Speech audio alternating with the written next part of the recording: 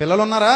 పిల్లలకు కూడా ఒక వయసు వచ్చిన తర్వాత పనులు చెప్పాలి మనం. మా బంగారమే, మా బాబే, మా బుజ్జే అన్నావు అనుకో, ఇంకా తర్వాత నీకు బుజ్జి గజ్జయి కూర్చుంటాడు చచ్చూరుకుంటా. తర్వాత మా బంగారమే అన్నప్పుడు మీ బంగారాన్ని ఎవరు సానబెడతారు? నువ్వే సానబెట్టాలి. పిల్లల్ని వాళ్ళకి మన పనులు ఏంటో చెప్పాలి. ఒక్కోసారి ఒరే ఓడు తల్లి, అమ్మ ఊడు తల్లి, చిపురు తీసుకో తల్లి, ఇల్లు ఎలా ఓడ్చాలో నేర్పించాలి కూతురికి. మరి అంతే, తప్పదు. ఒకసారి ఎలా తోమాలి, ఒకసారి ఎలా ఉతకాలి, ఒకసారి ఎలా దులపాలి, ఇవన్నీ పిల్లలకి మనం చిన్నప్పటి నుంచి అలవాటు చేయకపోతే వాళ్ళు అనుకుంటారు మేము పెద్ద పిఠాపురం జమీందారులు అనుకుంటారు. వాళ్ళ కాళ్ళ మీద వాళ్ళు నిలబడలేరు. రేపు పొద్దున కష్టం వస్తే తట్టుకోలేరు, బాధ వస్తే తట్టుకోలేరు, భయం వస్తే తట్టుకోలేరు, ఏ వచ్చినా తట్టుకోలేరు. ఎందుకు పనికిరాని వాళ్ళు అయిపోతారు. గాజు బొమ్మల్లాగా పడినా పగిలిపోతారు, గట్టిగా పట్టుకున్నా పగిలిపోతారు. అలా పగిలిపోయే బొమ్మలు కాదు మనకు కావాల్సింది. ఇనప ముక్కల్లాగా ఉండాలి, స్ట్రాంగ్ గా తయారవ్వాలి. తల్లిదండ్రులు పిల్లలకి శిక్షణ ఇవ్వాలి. అన్ని పనుల్లో తండ్రి తన పనుల్లో శిక్షణ ఇవ్వాలి. ఎండాకాలం సెలవులు వస్తున్నాయంటే ఇదిగో ఈ టైం కి పని చేసేసి ఆ తర్వాత నువ్వు ఆడుకోవడానికి పోతే పో. మన పిల్లలు మన బాధ్యతల్లో ఏం కావాలి? పాలి భాగస్తులు కావాలి. ఇంటికి డబ్బులు తెచ్చి ఇచ్చేసి